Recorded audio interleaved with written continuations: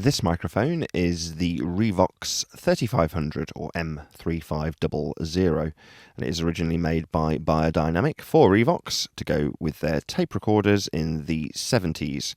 This microphone has three differences as far as I can research compared to the Beyerdynamic M201N. First being it is a different impedance, so this is 600 ohms, whereas I believe the M201 is either 150 or 200 ohms, something around that.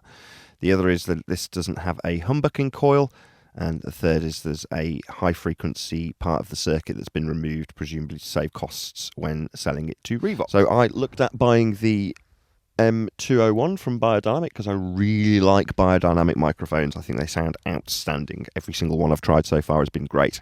Even the cheap ones might be a little bit plain Jane, but they still sound fantastic.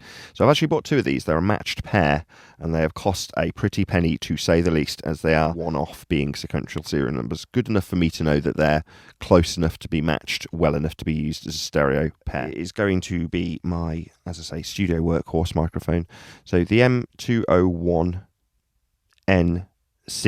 which just means low impedance and XLR socket on the bottom of it, is redesigned for Revox in this format, and it is the M3500, and it is a Hypercardioid XLR dynamic microphone, a very smooth, rich sound. It's got a lot of top end, and just for comparison's sake, I'm going to swap over so you can hear the other microphone. So yeah, this is the second microphone. So as I say, they're going to be used, generally speaking, in that configuration. So I think it's called XY stereo configuration, and yeah, I'm going to be using it on guitars and things of that sort of nature. It's going to sound absolutely awesome. So it's my dynamic workhorse studio microphone that I've got a couple of, so I can use them for various different tasks.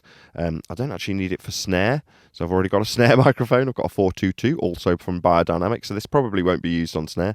More often than not, it'll probably get used on acoustic guitars or guitar cabs. And I've been really struggling to find a pair of small diaphragm condenser microphones, and after looking at loads and loads and loads and loads and loads, these came up for sale in a matched pair, or like I say, almost matched, one number off, being completely sequential. I thought, yeah, I'll have those. Why not? Dynamic microphones, I don't necessarily have to have a pair of small diaphragm condenser microphones. Why not have a pair of small diaphragm dynamic microphones? So that's exactly what I've bought.